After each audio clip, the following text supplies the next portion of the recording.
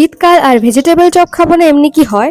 তো হ্যালো বন্ধুরা, কেমন আছো সবাই? তো আজকে আমি আবার একটা নতুন ভিডিও নিয়ে চলে এসেছি। তো আজ বানাচ্ছি ভেজিটেবল চপ। এখানে দেখতেই পাচ্ছ আমরা 5 ফোড়ন ভেজে নিচ্ছি, আর এখানে আমাদের বাদাম ভেজে রেডি। আর বাকি কি কি ইনগ্রেডিয়েন্ট রেখেছি ওগুলো তোমাদের জানতে হলে লং ভিডিওটা অবশ্যই দেখো। তো বন্ধুরা দেখতেই পাচ্ছ এখানে আমাদের সবজিটা আর কি রেডি হচ্ছে। এখানে আমাদের আলু, ক্যাপসিকাম, গাজর, পেঁয়াজ আর মটরশুঁটি দিয়েছি। ওটা ভালো করে আমরা ভেজে নিচ্ছি। তো বন্ধুরা দেখতে পাচ্ছ এবার আমরা বিটটা দিয়ে দিয়েছি, এবার ভালো করে মিক্স করে নিচ্ছি। তার সঙ্গে যা যা মশলা নিয়েছিলাম ওগুলো দিয়ে দিয়েছি। তো ডিটেলে জানতে হলে অবশ্যই লং ভিডিওটা দেখো, কারণ এটাতে শর্ট শর্ট আর পুরো ডিটেলে দেওয়া যায় না। তো তো বন্ধুরা দেখতেই পাচ্ছ এখানে আমাদের সবজি রেডি, আমরা উপর থেকে বাদামও দিয়ে দিয়েছি। তো বন্ধুরা দেখতে পাচ্ছ এখানে আমাদের তরকারিটা রেডি। তো এবার আমরা বাকি প্রসেসটা কন্টিনিউ করবো। দেখতে পাচ্ছ এখানে আমাদের ভেজিটেবল চপ রেডি হচ্ছে। প্রথমে তরকারিটাকে আর কি গোল করে নেবে ভেজিটেবল চপে, যে কোনো শেপে তোমার যেটা ইচ্ছা। বেশি আমরা লম্বাতে সিলিন্ডারে খাই। তো তারপরে ওটাকে আর কি আমরা এই বিস্কুটটাতে ভালো করে মিক্স করে রেডি করে রাখবো।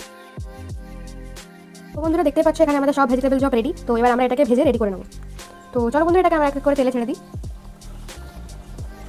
তো বন্ধুরা এটা আমরা ভালো করে আর কি লাল লাল করে ভাজবো, তারপরেই আমাদের আর কি ভেজিটেবল চপ রেডি।